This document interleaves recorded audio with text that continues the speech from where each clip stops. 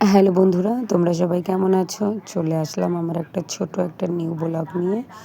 তো সকালে উঠেই বাসি ভাত ছিল অল্প করে, তো এটাকে আর ফেললাম না, এটাকে ভেজে নিলাম। আগের দিনকে আমি ছাল রান্না করেছিলাম, মুরগির ছাল। তো আমি মুরগির ছাল আমার খুব ভালো লাগে খেতে, কার কেমন লাগে জানি না।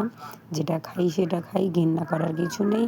আমি জানি অনেকে খেতে ভালোবাসে এটাকে, আবার অনেকে খাও না। যাই হোক, সব নিজের উপর যে যেটা খায়। চলো, এদিকে ভাতটা ভেজে তো খাওয়া দাওয়া করে নিলাম সকালবেলার। এদিকে দুপুরের জন্য আবার রান্না চাপিয়ে নিয়েছি। যেহেতু ছোটো ছোটো মাছ নিয়ে এসেছিলো, এই মাছ বাছতেই আমার না বহুত টাইম লেগে গেছে। যাই হোক, কষ্ট না করলে তো আর কেষ্ট মিলবে না। যাই হোক, ওদিকে বেছে খাওয়া দাওয়া করে নিলাম, সব কিছু রেডি বেডি করে বাবুকে খেতে দিয়ে দিয়েছি। দেখো, তো খেয়ে বলছে মা খুব ভালো হয়েছে। চলো, একবারে চান মান করে চলে গেলাম ছাদে। ফোন এসছে পার্সেলওয়ালার, যে দিদি তোমার পার্সেল আছে। লেট না করে বাবুকে পয়সা দিয়ে পাঠিয়ে দিলাম যে পার্সেলগুলো নিয়ে চলে আয়। দেখো, যেহেতু সরস্বতী পুজোর সামনে, আমি দুটো ব্লাউজ অর্ডার করেছিলাম, কিছু ঠাকুরের কিছু সামান অর্ডার করেছিলাম।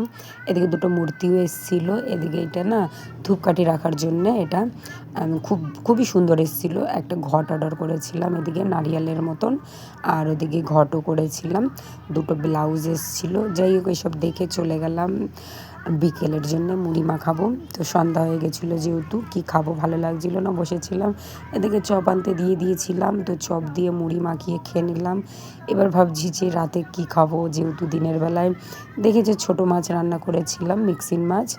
তো ভাবলাম না, ভর্তা করি। এদিকে পেঁয়াজটাকে পুড়িয়ে নিয়েছি, আর এদিকে টমেটো, তারপরে এদিকে রসুন, লঙ্কা পুড়িয়ে, সব কিছু পুড়িয়ে না ভর্তা খেতে ইচ্ছা করছিল, একটু ঝাল ঝাল। কী করব, মাছ আর ভাল লাগছিল না।